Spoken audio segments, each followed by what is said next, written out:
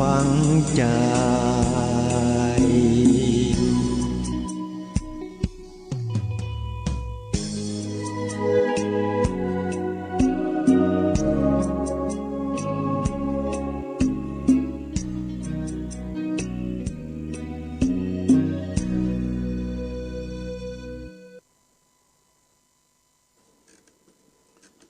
นะโม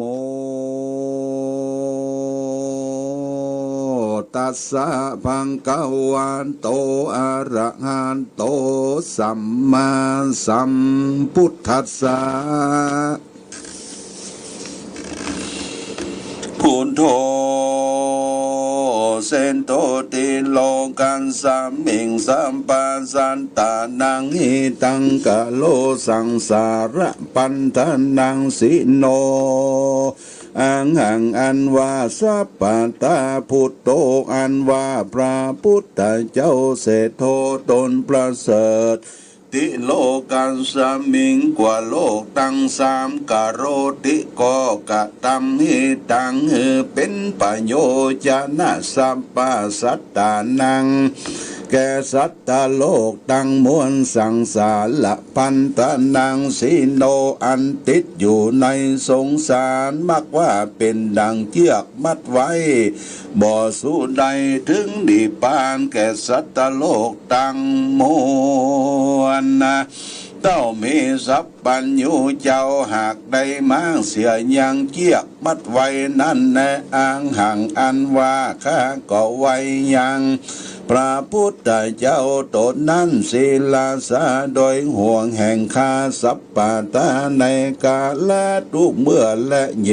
จนาอันว่าคนทั้งหลายฝูงใดก็ดีแม้นว่าสามานะพรามตนใดก็ดีได้เอาพระพุทธเจ้าเป็นตีจังตีเปิงโดยบทว่าพุทโธเศธโธนี้ส่วนอันว่าข้าหัดนักบวชฝูงนั้นก็จักได้โป้นจากทุกข์และได้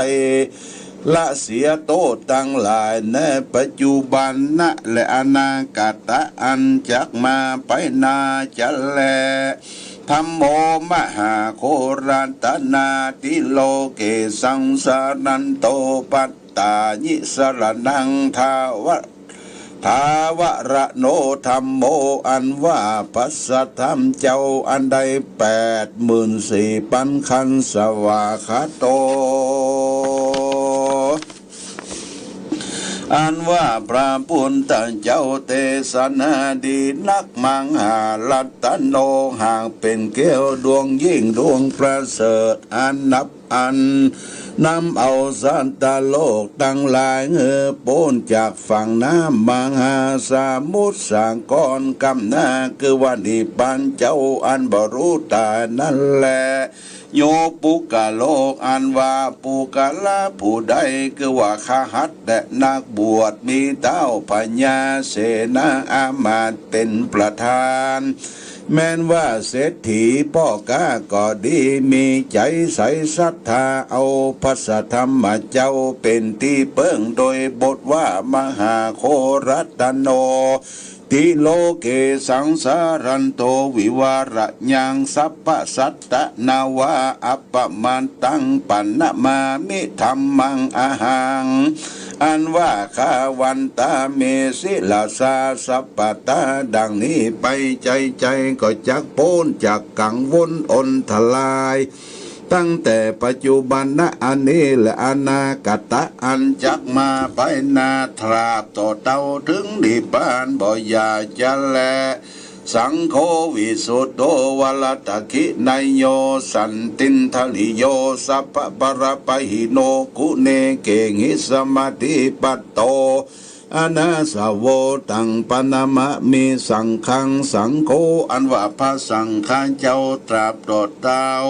ตนบริสุทธิ์โดยศีลสมาธิอันเป็นสาวกะแห่งพระพุทธเจ้าอันมีอินทรีย์หากระงับแล้วด้วยดีหึงหันภาระต่อหน้าเป็นบุญเป็นกุลเพื่อสมฤทธิโดยอายุมั่นยืนยาว ประกอบไปด้วยเข้าของเงินคำจ้างมาคาคนมนตรีไพรฟ้าเหลือกว่าเต้าพญาเสนาอามาตย์ในจุมปูนี้ตราบต่อเต้าถึงนิพพานและอาหารอันว่าคา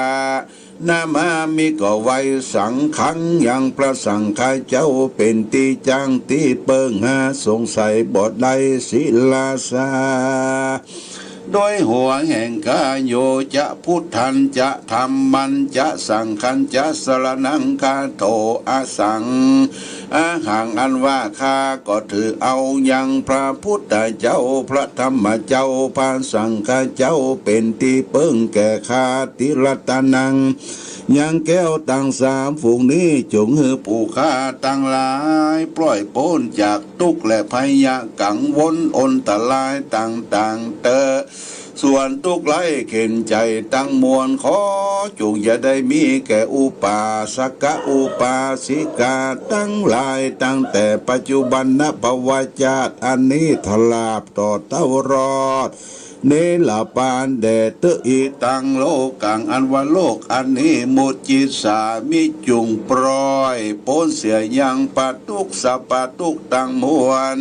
แห่งข้าเตะปรังไปนาแต่นั้นจงหือพ้นจากกรรมเว้นโดยดีจงหือมีญาติกาพี่น้องวงศาอันมากนักจงหือประกอบไปโดยมีสังหายเย้าเรือนอันกว้างขวางประกอบไปโดยเข้าของเงินคำหมากนักเตอตัสมาเหตุดังอันอาหังอันข้าว่าคาวันตามีก็ไว้ยังพระพุทธเจ้าพระธรรมเจ้าปานสังฆเจ้าตั้งหลายในกาลนาทุกเมื่อแลยะถาอันนั้นและมีสันใดอังหังอันว่าข้าก็ถือเอายังคุณพระพุทธเจ้าพระธรรมเจ้าพระสังฆเจ้าทั้งหลายเป็นที่เปิ้งแก่ภวชาติอันนี้ตัดต่อตรอดติดละปัญเจ้าตัดโตทัดแต่นั้นเราจุงใดยังมีชีวิตจิตใจอันคาล่ำเปิงเกิดใจเถิงยังพระเจ้าพระธรรมพระสังฆเจ้าตั้งหลายฝูงนี้แม้นดังเลือจงข้าประกอบไปโดยชีวิตและกำลังมากนักเตอยะถาอันนั้นละมีสันใดส่วนอันว่าศีลาสั่งอันว่าหัวแห่งข้าอย่าได้เจ็บได้ปวดสักเตื้อสักทีจงได้อยู่ดีอย่าได้เป็นพญาสักเตื้อสักทีจงได้โป้จากเปียที่อันมีอยู่ในหัวนั้นเตอหัตถปาตา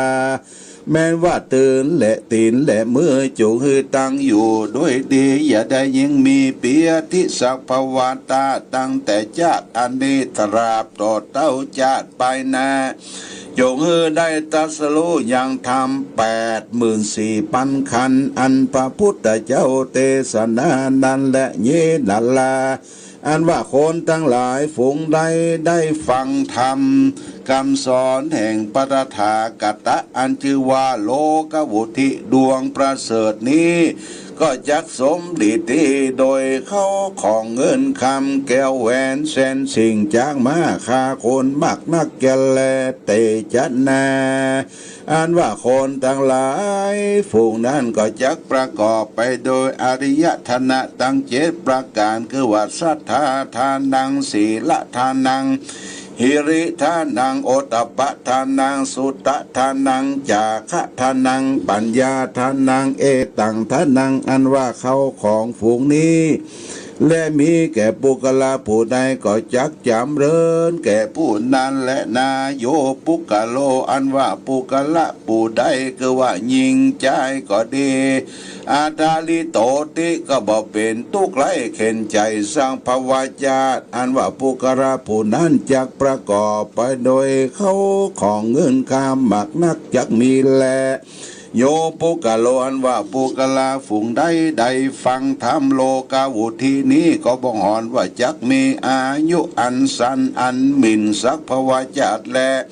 อันว่าคนทั้งหลายฝูงนั้นอันว่าเวียนเกิดกันว่าเกิดมาในปรโลกไปหน้าก็จักจังอยู่โดยสุขสวัสดีทุกเบื่อแล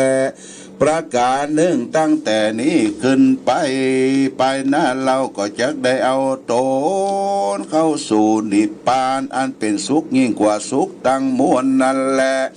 โยปุกะโลอันว่าปุกะละยิ่งใจขหัดนักบวชก็ดีมีใจใส่ศรัทธาได้เต็มเทียมได้เขียนทำดวงนี้โดยอันเจียใส่เต้ดังอันนะอันว่าคนตั้งหลายฝูงนั้นแมนได้ไปเกิดในจันฟ้าไปบนก็ยิ่งยวงกูยิ่งกว่าเทวบุตรเทวดาตั้งหลายมากว่าจักประกอบไปโดยสลีสัมปติยิ่งกว่าเทวบุตรเทวดาพญาอินพญาพรหมก็มีแลอันว่ากันว่าตายจากเทวโลกลงมาเกิดในเมืองคนก็จักประกอบไปโดยสุขทุกเมื่อแลหิโดยมีแต่แลก็จักได้ถึงสุขอันยิ่งอันประเสริฐกว่าเต้าพระญาตั้งหลายอันมากนักในจุมปูนี้บ่อยากจะแลโยนะโลอันว่าคนฝูงใดเอายังทำโลกาวุติดวงนี้เป็นตีจังตีเปิงโดยบทว่าพุทโธเสโธติโลกัสมิงดังนี้ทุกคำเจ้าเอาเป็นกรรมฐานดังอันว่าคนตั้งหลายฝูงนั้นอาทาลิตาสีก็บ่จักเป็นคาต้านสักตีและก็ตวาจักได้เป็นเจ้าแก่ต้านสุขประวาจาตวัตะโดยมีแต่แลก็เป็นดังเลือประกอบไปโดยสัมบันนะรังสี6ประการนะจากคือต้านจมจื่นจมจื่นยินดีแก่เล่านั่นแลขออาราธนาพระพุทธเจ้าเทศนาสำแดงธรรมเทศนาแจ้งแก่ผู้ค้าตั้งหลายแด่เตอสัทธาอันว่าสัพพัญญูพระพุทธเจ้าก็กล่าวว่ายะทิตังสุขังโลเกปัจจขังเมปวิสติสัพเปเตนะกุสเลนะมัญญังสังหัมสเลดังนี้ภิกขเวดูลาภิกขุตั้งหลายยะทิตังมักว่ายังอีตังปุกะโลอันว่าปุกะลาผู้ใดมาใครถึงสุขในโลกนี้และโลกไปนาขอโดยกรรมว่าปัจจักขังก็จักโป่งลงยังตนและใจแห่งข้าเพื่อเข้าสู่นิพพานอันพ้นจากสงสารตั้งมวลเก่าภัยยะในอบายตั้งสี่ภัยยะอันมีในโลกนี้ก็ดีคือว่าภัยยะแต่โจรตั้งหลายมีเท้าพระญาเสนามาศเป็นต้นคือว่ามาคุบจริงเอาเข้าของเงินคำจ้างมาฆ่าคนก็ดีก็หากเป็นโจรจำพวกหนึ่งคือว่าโจรแต่ผีกะผีเพื่ออันมาจากกำจัดยังชีวิตแต่แลจำพวกหนึ่งคือว่าโจรแต่ไฟไม้ห่อเรือนสิบหายนั่นแหละจำพวกหนึ่งคือโจรแต่ลักแต่ต่ออันไปถูกต้องนั่นแหละจำพวกหนึ่งโจรแต่เสียนน้ำอันปักตีนปักมือไก่ปองลำบากนั่นแหละจำพวกหนึ่งโจรแต่นักขัตฤกษ์ไปบนอันมาข่มเหงจาตานั่นแหละจำพวกหนึ่งโจรแต่เจ้าจนาบทอันจังมาฆ่าตายนั่นแหละจะพวกหนึ่งโจรแต่อันคนอันหาอันมากระทำบ่ใช่ทำคำสอนพระพุทธเจ้ามาว่ากระทำกองอันผิดมาสอนตกอวิจินรกนั่นแหละจำพวกหนึ่งโจรบ่ใจผู้ลิสะผู้ดีผู้งามมากนักมากกว่าอวดอ้างยอตนว่ารู้ลวกนั่นแหละติแต่หากบ่รู้สร้างเป็นดังอัญญาทิฏฐิตั้งหลายนั่นแหละบ่เต้าแต่นั้นสิ่งเดียวคือว่าโจรแต่จ้างลายม้าร้ายงัวควายลายหมูมา ไก่ไล่ก็ดีโจรแต่งูจักเข็บแมงป่องต่อแต่นตั้งหลายก็เป็นโจรเสียงแต่แลโยปุกะโลอันว่าปุกะละผู้ใดมาไข่ยังโป้นจากโจรทั้งหลายฝูงก่าวมานี้ฮือจำเลินสังวาสวัสดิญาณด้วยคาถาว่าดังนี้สัตตรัตนาสัมปันโนสัมมิทานะเจเตจนาดังนี้ไปใจเตก็จังได้อยู่โดยอายุมันยืนยาวในภาวะอันนี้และภาวะไปหน้าตาโตเต้าเขายอดสู่ในละปานบอดยาจะและลาประกาศหนึ่งปุกละผู้ใดมาไข่เหือโป้นจากทุกข์ในถึงสุขในชาตินี้และชาติหน้าจำล้นคาถาอันนี้ว่าญาติตังสุขโตสุขังโลเกปัญจขังเมภวิสติญาจามิสกเตงหิไม่ห่างอิทธวรังดังนี้ไปใจอย่าหือหลงหือลืมเตอก่อจังได้โป้นจากโจรทั้งหลายฝูงนั่นแลสะเจปุญญคันดังตัสสะตุมหังปุญญังไม่ห่างหิตัวสะเปเตกุสเลมยังตัสสะตาตามหิเสดังนี้แม้ว่าผู้ใดมีบุญสมปานหากได้หอมยับมาแต่ก่อนก็บอกหอนเจไรต้องโศกทุกข์สัพพวาจาตก็เต้าจักประกอบไปโดยเข้าของเงินคำจ้างมาค่าคนนะมากนะยุต่างได้กินได้กระทำบุญไปใจจะแลตุเบอันวาสูด้านทั้งหลาย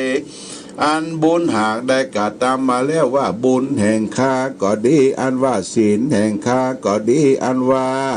ข้าหากได้รักษาไม่ในกาละบาดนี้จงเป็นอุปนิสัยกำจูสู่ด้านทั้งหลายในชาตินี้และชาติหน้าตราบต่อเต้ารอดมหาเนลปันเจ้าจะแลสัพเปเตนะกุสเลนะโดยกุศลบุญอันสู่ต้านทั้งหลายหาได้กะตามานี้แลเมื่อวันก็ดีเมื่อคืนก็ดีจึงมาคุมขังรักษาสู่ต้านทั้งหลายตั้งแต่ปัจจุบันณอันนี้แลอนาคตอันจักมาไปนาเตเยปุญเยนะอันว่าบุญทั้งหลายอันสู้ต้านทั้งหลายได้กระทำไว้แล้วและยังมักไฟยังบุญนั้นก็เมื่อคืนก็ดีจงคุมขังรักษาสู่ต้านทั้งหลายตั้งแต่ปัจจุบันณอันนี้อนาคตอันจักมาไปนาเยปุญเยนะอันว่าบุญยังสู่ต้านทั้งหลายได้กระทำแล้วและยังมักไข่ยังได้บุญอันจุงแต้มเขียนทำดวงคือประเสริฐอันนี้ไว้กำจูพระสมณะโคดมเจ้าเฮรอด5,000พระวสานั้นจุงจักมีเตอว่าโดยบีแต่แลส่วนว่าทุกทั้งหลายขอจุงได้มีแก่สู่เจ้าต้านทั้งหลายได้ประกอบไปโดยสุขทุกภาวะญาตินันเตออันว่าบุญอันสูตันตั้งหลายได้กระทำมาเป็นที่เบิ้งโดยเอาแก้วตั้งสามเป็นที่เบิ้งสิ่งเดียวจงสูตันตั้งหลายได้ถึงสุขดาบต่อเต้ารอดที่บ้านเจ้าอันบรรลุเท่าบรรลุตายโดยอนุภาคอันได้ฟังธรรมโลกวุตินี้ก็จักมีจะแลโยปุกะโลอันว่าปุกะละผู้ใดตานอันมากหากใดโดยดีนักเทวดาทั้งหลายหากกระทำสักเสริญสักการะปูชาทุกเมื่อก็เพื่อได้ฟังธรรมดวงนี้และได้สังวาสวัสดิญาโดยกาสาอันกล่าวมาแล้วแต่หนหลังนั่นแหละนากะตังหากใดกะทำบุญแต่กะระอันใดแม้ว่ากะทำไว้ใดที่หนึ่งก็ดีเมื่อปลายลนก็หากจากโวที่จำเริญยืนยาวได้120 ขวบเขาบ่ยินอิดยินหอดสักเตื้อก็เดาว่าปีเสียงโกงเป็นเสียงดังนกกระเวก็ยังประกอบไปโดยกำลังอันเป็นดังเมื่ออายุได้20 ปี โดยเตจะบุญอันใดสร้างและฟังธรรมโลกวุฒินี้คำว่าได้บ่ได้เป็นเต้าพญาสะโคยลาจะสัมปติก็ยิ่งกว่าเต้าพญาฝูงอันเป็นมาแล้วนั่นแหละแม้นว่าบ้านเมืองการกรุงรุ่งเรืองโดยเข้าของสัพติเต็มไปโดยบ้านน้อยเมืองใหญ่บ้านที่ตีเต็มพ่อแม่ไก่ล่าตึงกันแม่นโจรหารป่าก็จะบ่ได้กำไรใดโดยเตจะบุญนันดงธรรมอันประเสริฐนี่แหละลัทธิมิบ้านน้อยเมืองใหญ่ที่นั่นก็จักได้อยู่ตั้งอยู่เสียงหาปันภวสาและลาจะอันว่าเต้าพญาตนนั่นก็จักได้เสวยลาจะสัมปติบ้านเมืองชอบโดยตัสสะธรรมนาตัสสะทุตสะสิสะธรรม10ประการก็จักได้กระทำบุญไปใจในเมืองนั่นแหละ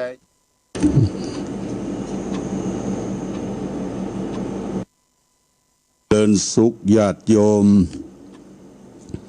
ท่านสาธุชนทั้งหลายก็ได้ฟังธรรมไปเกือบจะ2 กันเนาะกันมาลูนี้ก็ชื่อว่าธรรมโลกาวุธิสูตรโลกาวุธิก็คือโลกเขาเนี่ยวุธิจำเริญอยู่เย็นเป็นสุขได้เตศคือแก่ศรัทธาญาติโยมแต่ไม่ใช่การเป็นเทศสดเนอะเป็นเทศเทปได้เอาเทปออกตะกี้ก็ได้ไปโปรดพายยายบุญบ้านศพแม่อุ้ยจันเฟื่อมอยบ้านสันทรายก็ไปเทศตั้งแต่2 ทุ่ม8 โมงก็เสร็จ9 โมงพอดีเนาะคือปอนเนื้อจังก็รถวิ่งเข้ามาก็ประมาณสัก10 นาทีก็มาถึงที่สถานีแล้วญาติโยมนะต้องขออภัยญาติโยมที่โทรมาเช็คตะกี้เนี่ยก็มีบัได้ฮับเนอะแม่จันปางงิ้วแม่สายทองแล้วบัดถึงปุ้นแม่มาเรือแจ้โฮมหลายสายเนาะตีได้โทรไปหาหลวงพ่อก็บัได้ฮับอยู่เสียงกลิ้งอยู่ในถุงย่าม มาเปิดดูก็หลายสายต้องขออภัยเนอะเอาละญาติโยมมาถึงสถานีเรียบร้อยต่อไปก็เกียมนะน้ำมูกน้ำมนต์เกียมน้ำเข้ามิ้นส้มปล่อยเกียมได้เกียมฝ้ายยงที่พระพุทธรูปยงมหาวิทยุแต่แล้วก็เอาไปเขียนไว้กับน้ำมนต์ทั้งน้ำมนต์ที่แจ้ส้มปล่อยทั้งน้ำมนต์บริสุทธิ์ที่จะไว้ดื่มไว้กินไว้ใจนะญาติโยมหายโรคภัยไข้เจ็บโดยความปรารถนาดีของหลวงพ่อครูบายี่แก้วเนอะอำเภอฝางจังหวัดเชียงใหม่ต่อไปนี้ก็จะได้เจริญพระพุทธมนต์หรือว่าสืบชะตาออนไลน์ฝากไปให้แก่พ่อแม่พี่น้องญาติโยมท่านสาธุชนทั้งใกล้ทั้งไกลทั้ง3 อำเภอฝางแม่อายชัยปราการเกาะเครือข่ายคลื่นสีขาวไปแห่งหลายอำเภอเนอญาติโยมตั้งใจสดับรับฟัง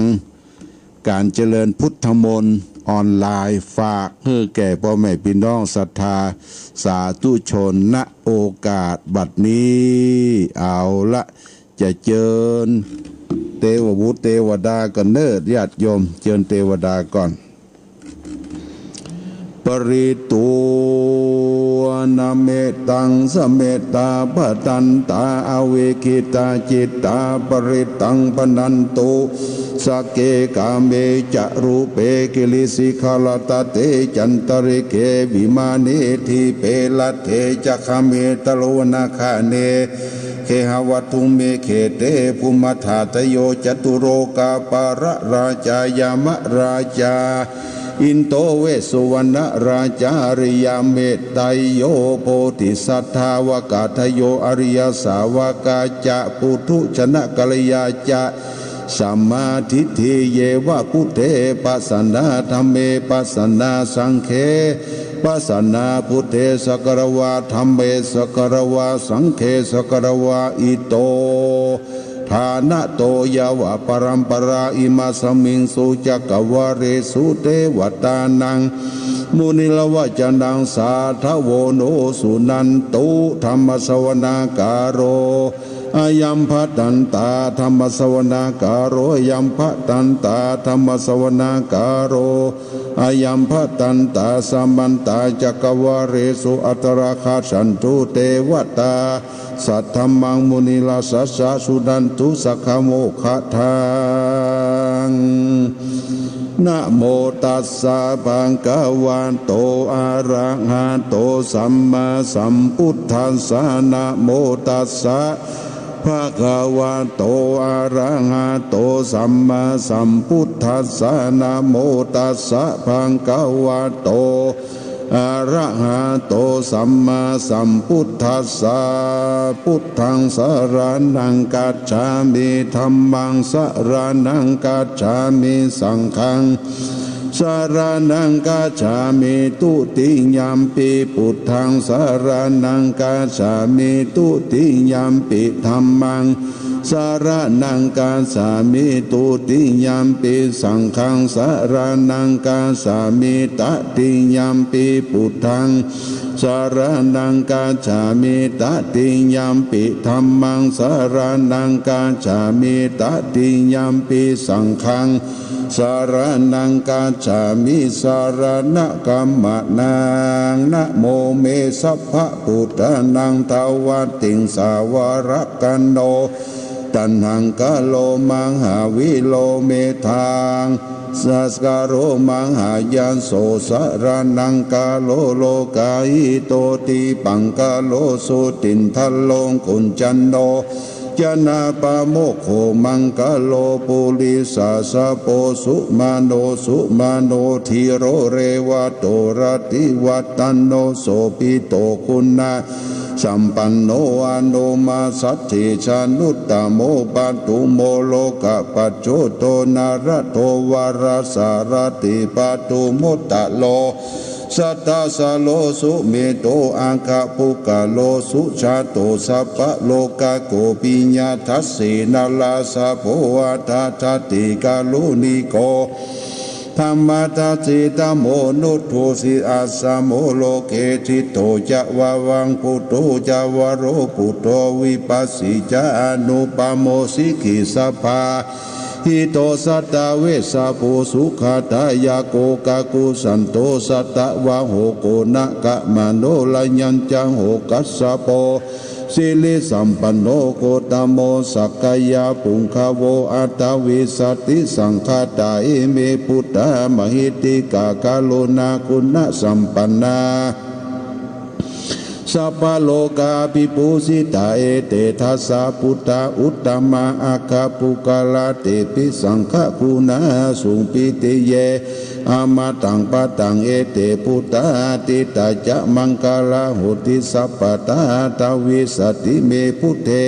อังหังวันตามิสัพพตาเตสังยาเนสีเลนะขันติเมตตาปลินาจเตปิโนอนุรักขันโตอโรคายนาทุเกนัญจาตาวิสติเมพุทเทโยนะโรสรนังกะโตกัปปานิสัตตหัสติทุกขติงโสนาคสติอัตวิสติพุทธปาริตังญาณิทะภูตานิสัมมกตานิภุมมานิวายานิวะอันตะเลเกสเปวะภูตาสุมานาภวันตุวะโตปิสักกัจจสุนันตุภาสิตังตัสสมาหิภูตานิสาเมตตาสัพเพเมตตังกะโลกะมโนจิยาปัจจยาทิวาจารโตจะอารันติเยปะลินตัสสมาหิเนลคตาอปามตายังกินจิวิตังอิทาวาหุลังวสักเกสุวังยังรัตนังปณิตังนาโนสมังอาติตาตากตินาอิตัมปิปุเทลัตนังปณิตังเอเตนะสัจเจนะสุวัติตุขยังวิลาคังอ อมตังปณิตังตยสักกะสักกายมุนีสมาหิโตนะเตนะธรรมเมนะสมาธิกินจิธรรมปิธรรมเมรัตนังปณิตังเอเตนะสัจเจนะสุวัติอุดัมพุทธเสโตปริวันนยิสุจิงสมาธิมันันตลิกัญญามังอุสมาธินาเตนะสโมนาวิชติตัมปิธรรมเมลัตนังปณิตังเอเตนะสัจเจนะสุวันตุเยปุคลาอัตตสตังปัสสตจัตตาลิเอกานิยุคานิหุนติเตทักขินายาสุขตัสสาวกาเอเสตุทินานิมหาภลานิอิตัมปิสังเค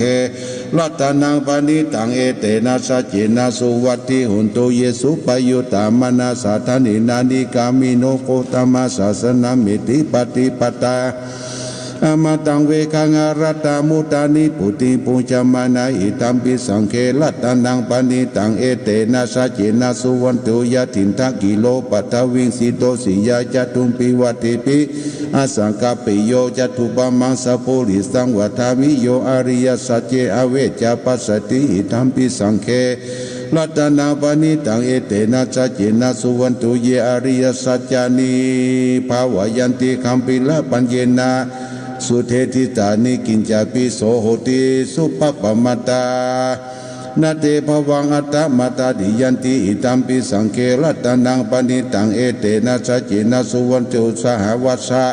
ทัสสนะสัมปัฏฐายะทัตตุธัมมาจัตติตาวัฏันปิสักยะทิฏฐิวิชิกิตันติสิปลปตังวัติตายิเตกินจิตาปุปะเยหิยาวิปโมโตจาชาติทัติอิทัปโปกตุงอิตัมปิสังเคลัตนังปณิตังเอเตนะสัจเจนะสุวันติกินจาปิโสกัมมังกาโลติปะปะกังกายเยนะวะจาอุเตเสสวะอาปะโพโสตันจาปฏิสัทธายะอาปะปะติตาปตตาวุตาอิตัมปิสังเคลัตนังปณิตังเอเตนะสัจวะเจนะสุติเตวะนะปะคุมเปยตาพุทธิตะเกขิมามนาเสปัทมะสมิงคิเมปตุปมังธรรมวรังอาเทสเยนิภาคมิงปรมังหิตายะอิตัมปิปุเทละตันนังปณิตังเอเตนะสัจเจนะสุวันตุวะโรวะรัญโยวะโรวะระหะโรอนัตตโรธรรมวรังอาเทสยิอิตัมปิปุเทละตันนังปณิตังเอเตนะสัจเจนะสุวัตถุกินังปุรานังละวันนัติสัมภวังวิรัตติจายติเกภวสัมมินเตกินาพิจาอวิโลนิฉันทานิพันติลายทายังปฏิโพหิตัมปิสังเคลัตนังปณิตังเอเตนะสัจเจนะสุวันตุยานิทัพพุตานิสัมมาคตานิภูมานิวายานิวันตะเลเกตตากตังเทวมนุสสพุทธิตังพุทธังนามัสสมาสุวัติอุตุยานิทัพพุตานิสัมมาคตานิภูมานิวายานิวันตะเลเกตตากตังเทวมนุสสพุทธิตังธัมมังนามัสสมาสุวัติยานิทัพพุตานิสัมมาคตานิภูมานิวายานิวันตะเลเกตถาคตังเทวมนุสสพุทธิสังฆังนามัสสมาสุวัติอุตุรัตนะสุตังนิติตังกาลินิยมัตตากุสาเลนะยันตังสตังปัทังอภิสามิจาสโกโสจาโสจาโสวัจสุมุอานาติมานิสันตุตะโกสสุปโลจาปะกิโตจาสลาวกวุติสันตินตริจานิปะโคจาอาปะกะโปกุเลสุอานานุกิโตนาตตุตังสมาจเลกินติเยนะวิญโยปะเลอุปวัตโยสุขิโนวะขิมิโนหนตุสัพเพสัตตาภวันตุสุขิตายะกิจิปนะบุตติตาสาวัฏานาวนาวเสสาธิกาวเยมหันตมามัสสิมารัสกานุกตุลาทิทาวเยจาอธิตายะจตุเลวสันติอเวตุเลปุตตาวสัมภเวสีวสัพเพสัตตาภวันตุสุขิตตานะปโลปลังนิโกเปตายติมเยตานาทินังกินจีพยาโลสนาปฏิกาสัญญานัญญมัญญาตุกามิจยามาตายะตานิยาพุตังอายุกายิกาพุตังมนุลเกวัมปิสัพพะพุเตสุมนาสัมภวเยปริมานังเมตัญจะสัพพโลกัสสมิงมนาสัมภวเยปริมานังอุตังอัตุจาริเยนจาสัมปตังเวลังสัพพันตังนิทันจลังนิสินโนวาสยานโนวายวัตวิตตัมปิโตเอตังสติงอติตยาพระมะเมตังวิหารังอิตัมมหุตินตินจานุปกัมมศีลวาทัสเนนะสัมปันโนกัมมิสุวินัยเกตังนะอิชาตุกัปปะสยังปุณลิติติกาลนิยามิตะสุตัง ยะโตหาภกินีอริยชาติยาชาโตนะปิชานามามิสัญจิจาปนังชีวิกาวโรเปนะสุติเตอุตุสุติกตวิปัสสินามัตุจักขุมันตัสสะสิเลมโตสิกิสบินาโมตัสสะปะพุทธานุกัมปิโนเวสัพพุทธนามัตุตังอัตตกัสสะตปัสสิโตนามัตุกะกุสันตัสสะมาราสินาปมัตถิโนโกนักมานาสุนาพรมนาสาวุสีมาโตกัสสะปนามัตุวิปมุตตะสัพพติอังกิลาสัสนามุสสักยาปุตตะสิลิมาโตโยอิมังธรรมมาเตสิติสัพพทุกขปนุตันนังเยจตินิพุทธาโลเกเยทาพุทธังวิปัสสิตุงเตชนะภิสุนามหันตาสีรสารทายิตังเทวานุสัจังยนามาสัมติโกตัมบังวิชาจรณะสัมปตังมันดังวันตามิวุตตมันติโพสังโฆสัติตังกโตธรรมานังวิจัยโยตถาวิริยปิติปัสสติโพสังฆาจตถาภเลสมาตุเบคาโพสังฆาสติเตสัพพทาสีนามุนินา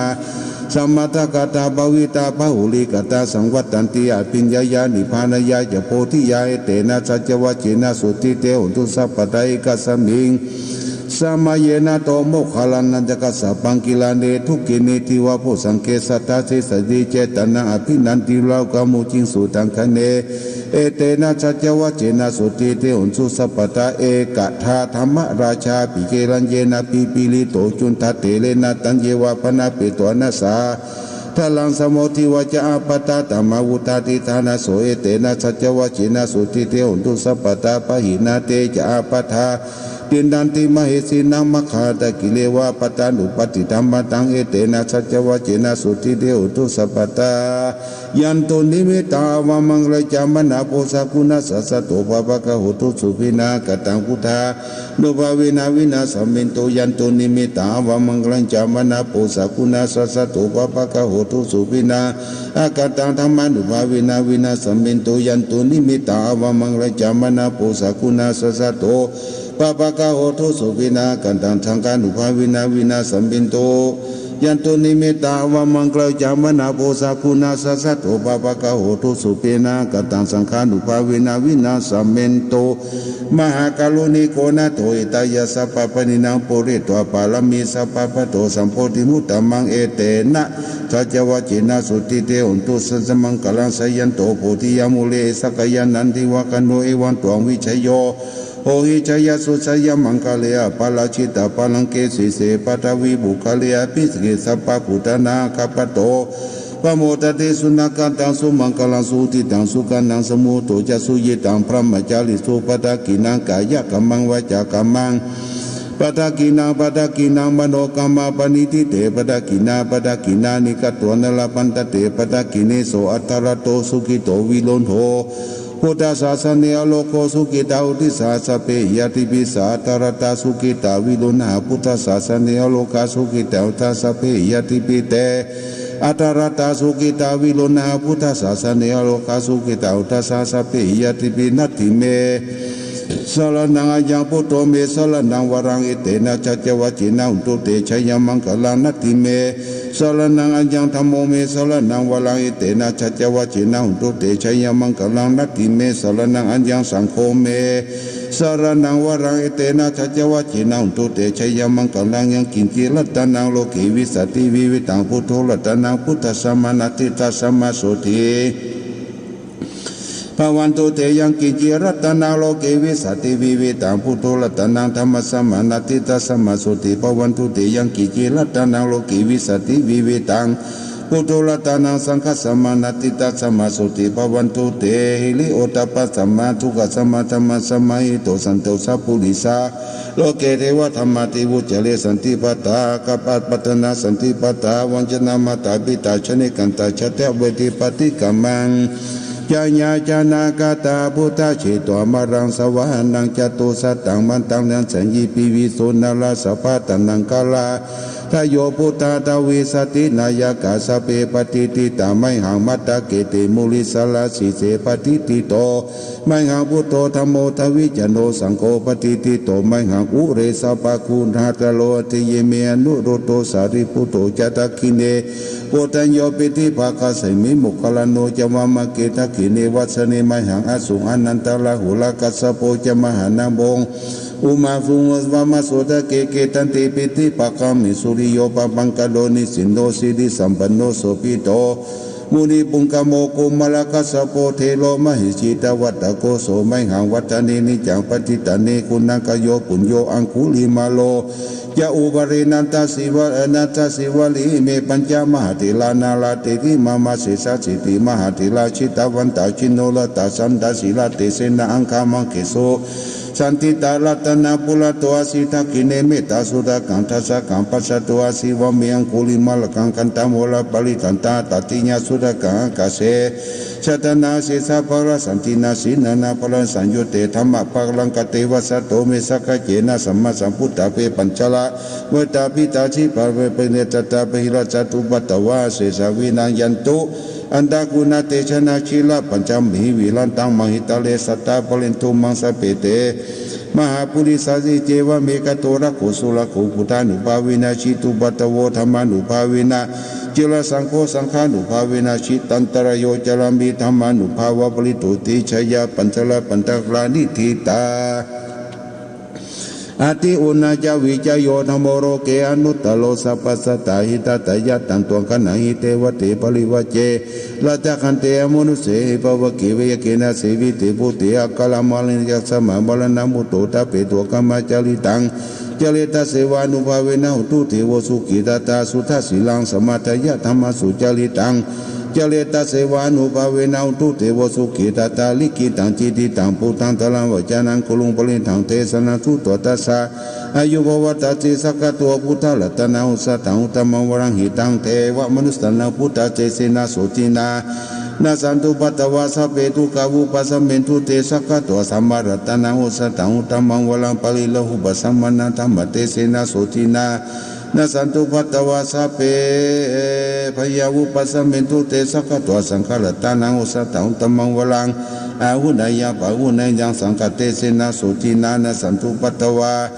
สัพเพโลกาวุปัสสเมนตุเตเพสัจจังเทวมนุสนังกตุกันติติงตังละสังอภิลานามเจวสัพพะยติวินาสันตุเอกตวิติจตุปัญจสัตตตินาตตายวัตุขาวินาสันตุชีวิตานันตตันตุเตชีวิตานันตตันจัสสายุวานังสุขังพลังชีวิตานานุภาเวนะอุตุเทวสุเกตตาชีวิตาญาตุจัตตังอุสตังตัมมังวรังสลินังทุกขันเนสิติเพสัจจังธนามุตตมัตตสมากาลยากาลยังนิสัญญังสัพพะยังปุญญานิปะละโลกัสสมิปฏิตาหุติปฏินาอิมินาชีวิตาทินาตุมังกังกิงภวิสติทิกายุกาสตาหุตุสุขิตาหุตุสัพพตาโยโสทัตตาติสักจังศิลาวันติสุตติสุนันทนังวลังถ้าตัวชีวิตนังมหาพลังเอวังวิริกายิสยติปุญญาสัมปตาตัสมาธิลาปัสสังสติกาตาจาปุญจติอาทิอุณาจาวิจโยนิธิโตสิลิติติมาติเตโสชยสิทติมหิติมหากุณาปลิมิตาปุญญาติกลตาสัพพันตรายานิวารณสมัตตสัพพะวะโตอะระหะโตสัมมาสัมพุทธัสสะวัตติสัมมาหาปุริสลักขานานุภาเวนะสิตยานุปัญญัญชนะนุภาเวนะทุตละสัตตมังคลานุภาเวนะสัพพันตลังสิยานุภาเวนะเกตุมารานุภาเวนะทัสสะปรมัตถปรมิตานุภาเวนะทัสสะอุปปารมิตานุภาเวนะทัสสะธรรมานุภาเวนะพุทธานุภาเวนะธรรมานุภาเวนะสังฆานุภาเวนะเตชานุภาเวนะอิทานุภาเวนะพลานุภาวยายธรรมานุภาเวนะจตุรสิทธิสหัตสัมมากันธานุภาเวนะลาวโลกุตมรธรรมานุภาเวนะตังกิกามคานุภาเวนะทัสสมาปฏิยานุภาเวนะสารปิญญานุภาเวนะจตุสัจจยานุภาเวนะทัสสะปรยานานุภาเวนะสัพพัญญุตายานานุภาเวนะเมตตากรุณามุทิตาอุเบกานุภาเวนะสัพพะปริตานุภาเวนะรัตนะตเจรณานุภาเวนะตุหังสัพพะโลสุโกปัตตวะทุกขโตมนัสสุภาเวนะวินัสสันโตสัพพันตรายาวินัสสันโตสัพพะสังฆปะตุหังสัมมินันโตติกายุตตาตุหังโตสัตวสิเวสันตังมิโกตุสัพพตากัสสปะปะตาวานะภูมิคังมหาสมุทตระรักกะเทวตาสัทธาตุเมนุรักขันโตอาทิโลเกศิลคุโนสัจจังโสจยุตยาเตนะสัจเจนะกะหามิสัจจกิริยมุตตลังอวจิตวธรรมะปลังชลิตวบุปเกสิเนสัจจปรมวสายาสัจจกิริยามหาสหังสันติปะขาปัตนาสันติปัตตาวัญชนามัตตาปิตาชนิกันตังชตเวตาปฏิกัมมสหัสเตปเตไมหัง มหาปัจจาริโตสิกิวัตสีโสลสาวัชนิอุตกังปัตตัวยถาสิเกสัจเจนะเมสมุนเตสามิสัจจะปาระมิติภวันตุสัพพมังคลังลักขันตุสัพพเทวตาสัพพพุทธานุภาเวนะ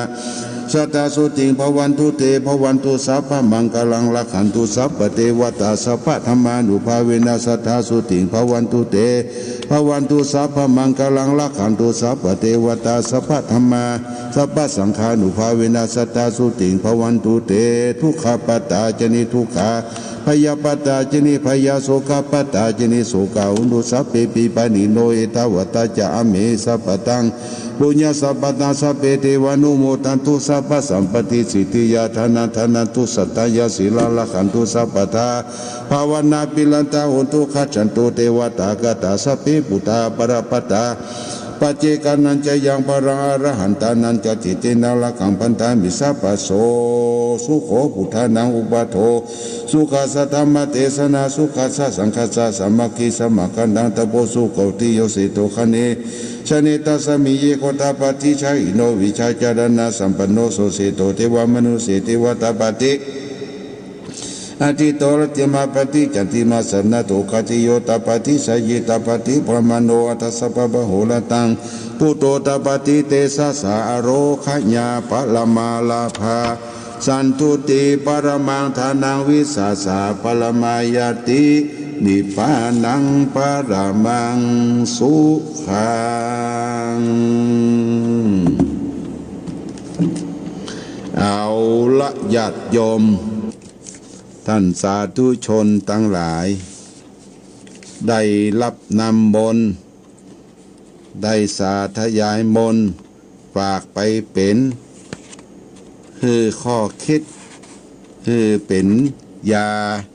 อันสำคัญไปฉโลมเพื่อญาติโยมท่านสาธุชนทั้งหลายหายจากโรคภัยไข้เจ็บอุปัฏฐวะกังวลอนทลายตั้งหลายตั้งปวงโรคโควิด-19อย่าได้เข้าไปสู่บ้านสู่จองเคหสถานเด้อแคล้วคลาดจากพยันตรายปัดไปกับลมไหลไปกับน้ำไม่ไปกับไฟญาติโยมท่านสาธุชนทั้งหลายยายอยู่สุขวันใจ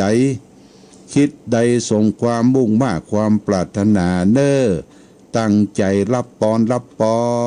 สัพพิติโยวิวัสสันตุสัพพะโลโกวินาสันตุมาเตภาวะตวนตรายโยสุขีติขายุโกภาวะอาภิวาตานาสีริสะดิจังพุทธาปัจจายโนจัตตารโอธรรมาวัตันติอายุวันโนสุขังปะลังละญาติโยมก็ยังเหลือเวลาเปิดสายอยู่ประมาณสัก10 นาทีเด้อญาติโยมสายแรกเข้ามาแล้วเจริญพร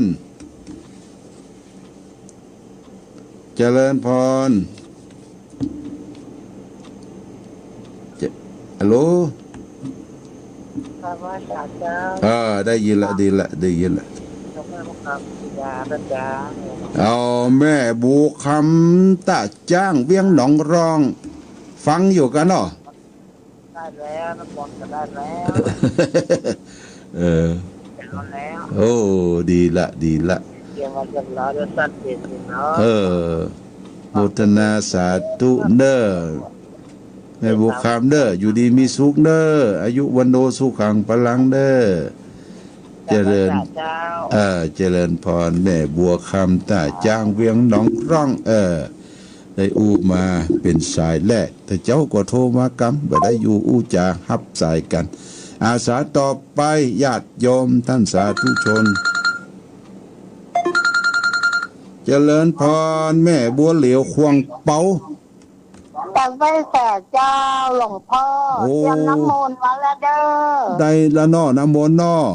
เจ้าได้น้ำมนต์แล้วเจ้าเอาไว้ให้คนแบบสบายกินโอ้ดีละได้บุญนักหนาเลยหลวงพ่อเจ้าสาธุเจ้าเจริญพรแม่บัวเหลียวเด้ออยู่ดีมีสุขเด้อจ อายุวันโนสุขังพลังเนอเจริญพรอาสาต่อไปญาติโยมอาสาต่อไป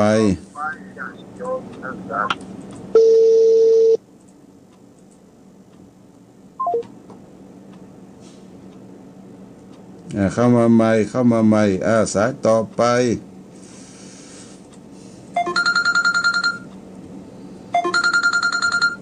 เจริญพรแม่มาเลียแจ้โฮมเจ้าการนมัสการเจ้าหลวงพ่อเจ้าฟังกันเด้อฟังโน่แต่เจ้าโทรมากรรมไปได้ครับกันแต่เจ้าหลวงพ่อไปเตะทำตั้งนอกได้ลำบนแล้วหนอแม่เนาะแม่มาเลียเนาะเจ้าชัดเจนอยู่ดีมีสุขในแม่มาเลียเนอเจริญพรแม่มาเลียแจ้โฮมขอบคุณโมทนาสาธุอาสาต่อไปญาติโยมพอมีเวลาอู้จากันประมาณสัก10 นาทีเจริญพรแม่สู้แก้วศิลาพรเจ้าแกมาจากเจ้าหลวงพ่อโอ้ติดตามอยู่เด้อเจ้าเด้อโมทนาสาธุเนื้อมาได้ฟังเป็นฟ้าเป็นฝนฟ้าห้องฟ้าคางฝนตกแล้วเด้อโอ้ดีกะฝนตกจุ่มเย็นเนาะฝนลุกจากฝั่งหลวงพ่อมาถึงบ้านศิลาพรแล้วเด้อเจ้าโอ้ดีละโอ้จุ่มเย็นวันนี้ตกหลายหาเด้อเจ้าเด้อจุ่มเย็นดีนะแม่เนาะเจ้าสาธุตอนน้ำมนต์ได้สั่งพร้อมหมดขอบคุณแม่สุเกียรติศิลาพรเด้ออยู่ดีมีสุขเด้ออยู่บนโลสุขังปะลังเจ้าอ้าวแม่สุเกียรติศิลาพรบ้านโรงหลับปูนอาสาต่อไปญาติโยมคุณจันทร์สมอยู่บ้านที่ไหนนมัสการเจ้าอยู่แม่คำอำเภอแม่จันทร์มานอนโดยแม่อยู่พูนฮับได้เหรอได้ก้าโอ้ชัดเจนเนี่ยที่บ้านสังกงตั้งแม่สายเนี่ยที่เปิดเมื่อคืนน่ะเจ้าโอ้ดีกะดีกะเจ้าเมื่อวันเต็มได้ยินอ๋อชัดเจนเนาะเนาะเจ้าเอาน้ำมนต์เต็มที่นะวันนี้นะเอาไว้ให้แม่ดีละเจ้ากำลังใจนะเจ้าขอบคุณแม่จันสมหลังกับแม่สาวพดไปปุ้นพดไปแม่คำปุ้นโอ้จังหายถูกเป็นตะปีกแล้วโอเคเนอะขอบคุณเนอะนอนหลายคืนแล้วดีละมันโนสุขังพลังให้แม่อยู่สุขสบายตัวเนอะเจริญพรอ้าวสาต่อไปสายต่อไปญาติโยมเจริญพรแม่ชมาพรเจ้าเลยค่ะเจ้าให้หัวละได้นำบนก่อนวันนี้ได้เจ้าได้ติดเลยฮะให้มีทุกเลยเจ้าโอ้ดีกะชัดเจนดีกว่าฟังโทรชัดเจนดีเจ้าฮะทุกแล้วโทรมันหลุดเลยได้ใจได้กุศลเลยเอาไว้นาสาธุบ้านหลายแก้วเนาะบ้านหลายแก้วอ่ะบ้านนาแก้วเจ้านาแก้วอำเภอเกาะคาจังหวัดลำปางชัดเจนจ้ะไหมเนาะ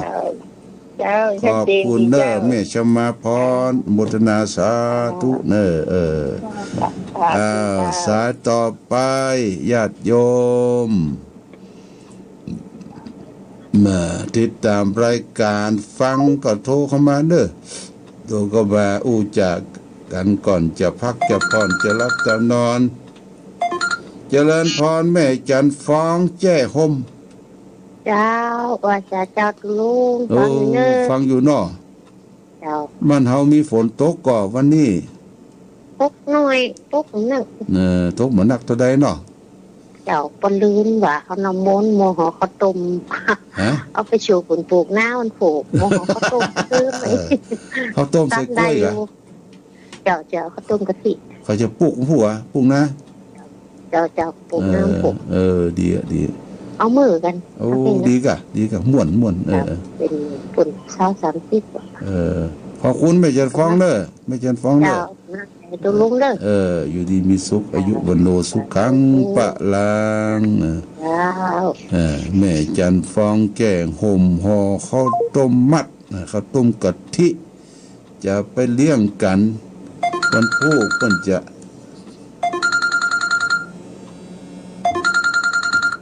เจริญพรจากได้จากเจ้าหลวงพ่อ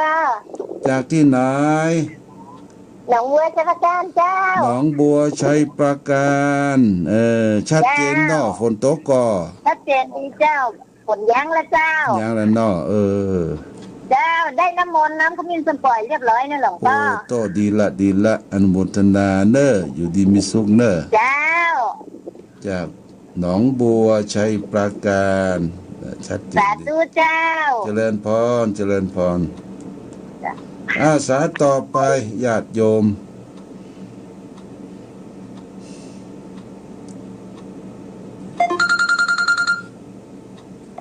เจริญพรญาติโยมจากที่ไหนเจ้านี่แม่น้อยขนพอเจ้าสันโก้งเจ้าแม่น้อยขนพอสันโก้งเจ้าได้น้ำมนต์ได้น้ำมนต์แล้วบ่เจ้าโอ้ดีกะนึกว่ารับกันไปแล้วอีกมันรับเจ้าไม่นอนกันดีละโมทนาเนอแม่เนอขอบคุณเนอขอบคุณค่ะเจริญพรไม่น้อยขวัญพอสันโกงสายต่อไปสัก2-3 สายอยากอยู่3 สายได้อยู่เนาะ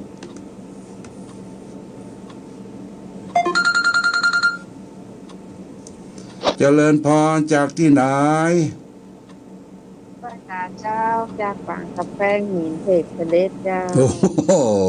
เทศเสด็จกำแพงหินชัดเจนก่อนชัดเจนอยู่เจ้าวันนี้ฝนตกก่อนบ่ตกอ่ะโอ้ฝนตกหนักขนาดเลยโอ้ตังหันมันป่าเมี่ยงลูกคือฟ้าคือฝนดีโอ้ดีเจ้าบ่เดี๋ยวมันจังมีตากว่ะนะพวกมีก่อตากว่าใครมีแล้วเฮ้ยมันหายไปไหนฮะเทศเหมือนกันนะเขาบอกไฟไหม้ป่ากันฮะมันจะตายกับยากันอย่างกับเขาฉีดยากันยาบอกมันมีเฮ้ยยานะไฟไหม้ไฟไหม้ไฟจังไหม้เนาะแต่ก่อนนี่ป่าเมี่ยงนี่ตากเต้นใส่เพื่อได้ตากนี่นะหัวส่องหัวส่องน่ากลัวเด้อตามน้ำตกน้ำยังนะโอ้ตากหนักไปสวนนี่นะถ้ามันย้อยนะเต้นยงเต้นยางโอ้กลัวเนาะเที่ยวมีเฮ้ยมีเนาะดีละมันจะหันปิ้งกับบอกให้มีแต่ดีต่อปิ้งไปทางดอยลังกาที่ห้วยเลิกก็มีอยู่ดอยลังกานี่เขาไปกันขนาดนะช่วงนี้นะนักหมู่ฝรั่งอย่างเนี้ยไปเจอขนาดไปนั่นวันมีเป็น100-200 คนบอกเขาขึ้นที่ไหนบ้านไหนดอยลังกาเจอดอยลังกากันฟังกับขึ้นทางดอยขุนแจฟังขึ้นทางฝั่งกับแฟนฟังขึ้นทางเป็นสอนเนี่ยกันเป็นที่เอี่ยวเขาเนาะเอี่ยวเขาไปตลอดโอ้ดีอ่ะโอ้เป็นมู่เช้าก็มีนั่นวันเดียวน่ะมันขึ้นหลายวันที่น่ะวันที่ตรงหาวันทานแล้วเนี่ย200เขาขึ้นเขาเริ่มมาเอวเนาะไหมเนาะเขาลบโควิดหนักๆทั้งกลุ่มไม่ลบโควิดมาอย่างพี่ลบโควิดขึ้นมาทั้งเพขอบคุณนะแม่เนอร์ขอบคุณเนอร์วันดีเนอร์เจริญพรจากบรรทัดเสด็จดอสเกตอัลโม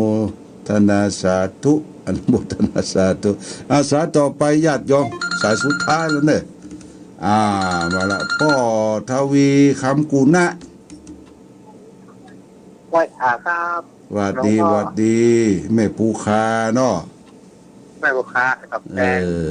ฝนตกกับบ้านเฮาแม่ปูคาฟังหลวงพ่ออยู่ได้น้ำมนต์เนาะได้น้ำมนต์ก่อนได้วันนี้เอาถังด้วยท่านโอ้โหถังบะเล่นถังขาวนะถังขาวนะกะโอ้ดีกะกุ้มเกลือลูกหลานเลยดีกุ้มเป็นอาทิตย์มาเนอะเอาแจ่ชิ้วเย็นไว้นะเอาให้ใส่ขวดไว้เรื่องบ้านเนาะท่านน่ะดีกะโอ้ สวดสปะสเปดสวดเป็นหมดอ่ะเนอะแก วันนี้นะบุญแล้วกดติดให้ท่าน ฮะ วันนี้กดติดอ่ะ โอ้กดติดพอดีจับปะเบรียให้สายสุดท้ายเนอะพ่อเนอะพ่อทวีเนอะ ครับผม ขอบคุณอายุมนุษย์ของพลังเนอะ สาธุพ่อจ๋าครับ บุทนาสาธุเอาละญาติโยมสายสุดท้ายพ่อเขาทวีคำกุณะบ้านแม่ภูคาเหนือได้มาปะมาพบจบบเลยจบไปเลยจบเวลาจบเวลาพอดี22 นาฬิกา 10 โมงเอาละโอกาสนี้ขออำนวยอวยใจอวยพรอ้าวสายอ้าวฮัลโหล